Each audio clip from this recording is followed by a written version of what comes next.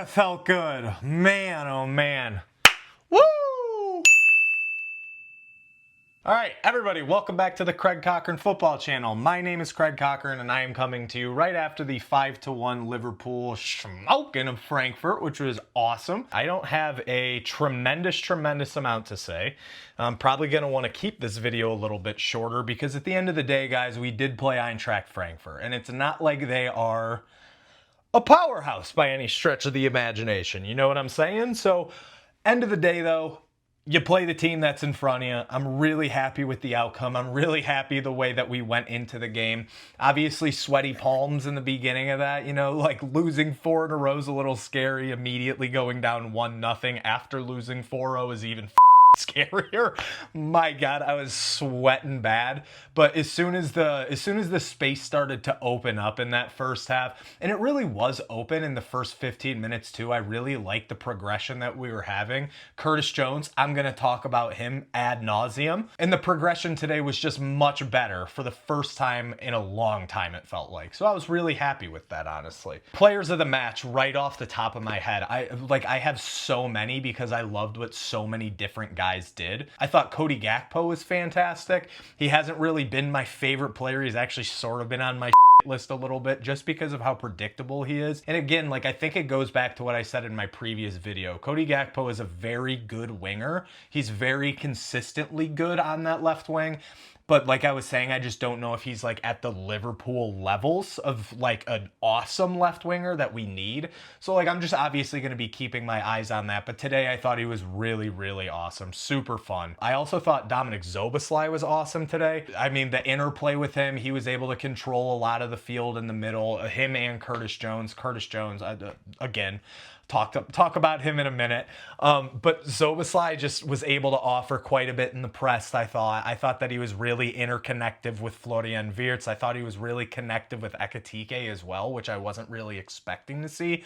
Like the lineup that Arne Slot came out with, where like Isak was through the center, Accreditation was on the right, Gakpo was on the left, and then the midfield three being situated the way that it was with Curtis Jones. It looked like Szoboszlai at the start was kind of the central focus in the midfield, where he was almost the 6, but obviously it was Curtis Jones.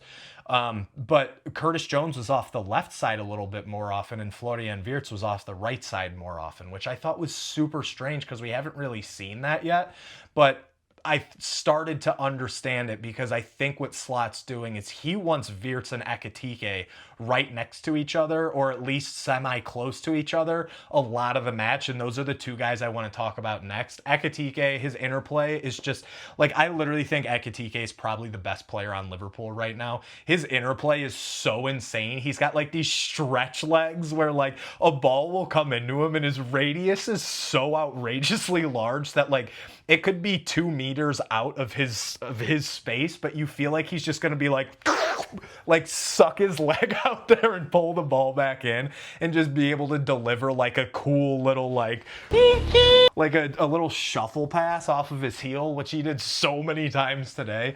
So the interplay with him and Szoboszlai was awesome. The interplay with him and Wirtz was like, their interplay is so fun together, and guys, like, it's not even remotely close to what it's going to be either. Like, Florian Wirtz is obviously still figuring out like pacing and timing on runs. There were some moments where like Wirtz was a little bit dispossessed today, and his brain was thinking a little quicker, I think, than his body was allowing to move, or vice versa. But I noticed that today he just had a little bit more comfortability, and I think that's because of the fact that we had a guy like Curtis Jones and Dominik Szoboszlai playing a little bit deeper than he was, so Wirtz wasn't having to come all the way up because he knows that Szoboszlai is going to be able to progress the ball into him. He knows that Curtis Jones is going to be able to progress the ball into him. I also want to talk about Andy Robertson because Andy Robertson was awesome today at progression as well, as he usually is. It's something that I made a very big point on my last video. Our ball progression via passing from our right back and our left back has been almost a 0 this season, and Robertson is just awesome at that. Obviously, he kind of like has that gaff where the winger on Frankfurt was able to score kind of through him. You're gonna have that happens, you know. I obviously wasn't loving it at the moment. I was freaking out, actually. I could probably show you my reaction. God damn it, dude. But I thought he stayed composed. He dropped into the back three really nicely with Virgil and Ibu, as he does. And that one pass he had on Ekitike's goal, my God, man. Like that pass. And what Hugo did, I thought was masterful, where he kind of just snuck in front of the defender off of his hip just to kind of box him off. It just made the finish so much cooler and calmer for him because he didn't have to worry with guys jostling him. So that was awesome, and the finish was great. Ekitike was awesome today because of that interplay. Robertson was awesome because of his progression. Szobo was amazing because of his interplay and his progression. Florian Wirtz, awesome today. I thought he kind of struggled in that first half. He was trying to find his footing a little bit. He was trying to figure out the lineup we had situated, and he was playing off the right side, which he's not really all that used to doing. So I just really enjoyed seeing him finally start to get a little bit calmer, and then it resulted in 2 assists. His interplay with Szoboszlai was, I thought, so good, especially on those touch lines. Like, those guys, it seems like, are kind of reading each other's minds a little bit in that midfield, and I'm really excited to see that pick up. I think both of them are very suitable together on the pitch, and I really loved what I saw. And then the interplay with Wirtz and Ekitike is just so ridiculously gross. Like I said, it's nowhere near where it's going to be, but it's so fun to watch. Like, both of them just have such deftness, such touch, such ease with either foot. You know what I mean? It's so fun to watch. Both of them seem pretty comfortable with each other too. And Wirtz finally getting his assist. Maybe it's going to shut a few people up. I just think it was really fun seeing all these guys connect. And then Chiesa comes on in the 45th minute. And immediately what I notice is that the first half, obviously we go into halftime with a 3-1 lead. So we're feeling a little bit comfortable. But I didn't love our open play in the first half. You know, like, we only scored the 1 goal on that beautiful Robbo pass to Ekitike, like I mentioned. We only scored that goal in open play. Aside from that, it was a really awesome set piece. A lot of the guys in the box just pulled a bunch of defenders, and it allowed Virgil to kind of sneak right through the center. And then Ibu's goal was kind of just a defensive lapse from Frankfurt, I thought. So, like, that first half, obviously, was 3-1. But I don't think that 3-1 scoreline necessarily reflected that we were so much better than them in that first half. I don't think we played that much better than them. But then once Federico Chiesa came on in that second half, I think we saw something in the press that we have not seen. You know, like, he was able to spearhead the press, running all over the place from left to right. He was a madman. And Szoboszlai was pitching in quite a bit. Szoboszlai can't be the only guy who's going to press. It felt like he kind of was in that first half. But when you have a guy like Federico Chiesa who's able to be your primary presser, it really allows Szoboszlai to show how good he is in the press too. And I thought Florian Wirtz was also pretty solid in the press. There were multiple instances where he won the ball back, quickly made turns, and was able to spring us forward too. So I really enjoyed that. The guy that I want to talk about the most, though, because I think all of this, all of the ball progression, all of the interplay, every single little detail, I think, crazily enough, comes down to how awesome Curtis Jones was today. He didn't do anything sexy. There was nothing hot about the way Curtis Jones played today. He played it extremely chill. He let the game come to him. He did not get overwhelmed. He was calm, composed, cool the entire match. There was one instance that I noticed that was kind of boneheaded from him, where over on that left touch line, he headed the ball backward off of a long kick from, I think, like their right back or their keeper or somebody, and he headed the ball backward, and it allowed Frankfurt to spring into transition a bit. Fortunately, we were able to stop him in that left-hand corner. Robertson got back, Curtis got back, they were defending him nicely, but that was the only silly thing I saw Curtis Jones do today.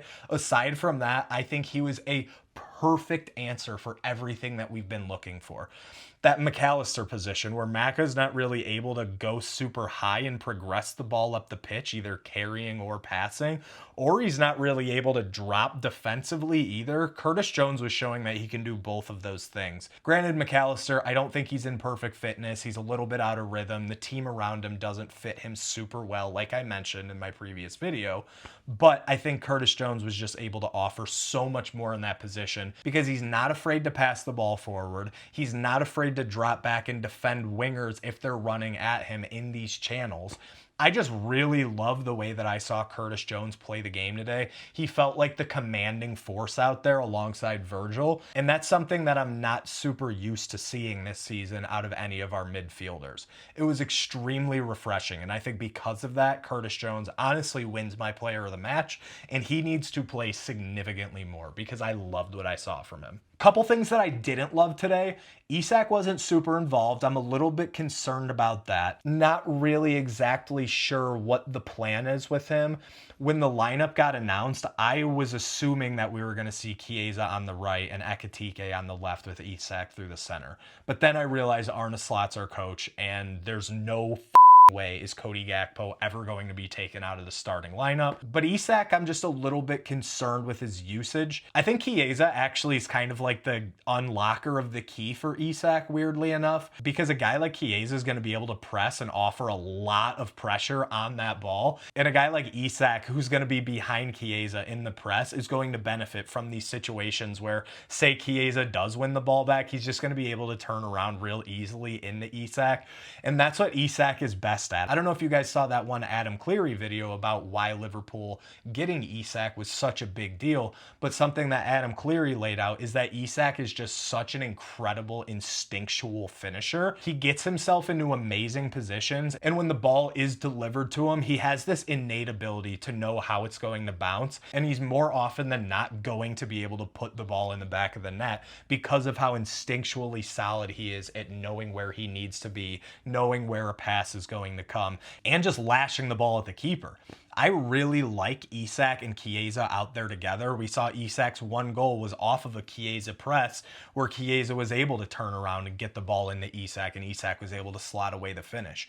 I just think the way that our offense is currently constructed, there isn't like a ton of buildup through the center. It's all happening on those wings, which is why I want to see a guy like Ekitike on that left wing and Isak kind of shading a little bit more over, not super centrally, but a little more over into the left side of the box, because I think the interplay with him and Wirtz and Ekitike would be really, really scary. I think there's just a lot of optionality on that side, provided that Arne Slot allows it to happen.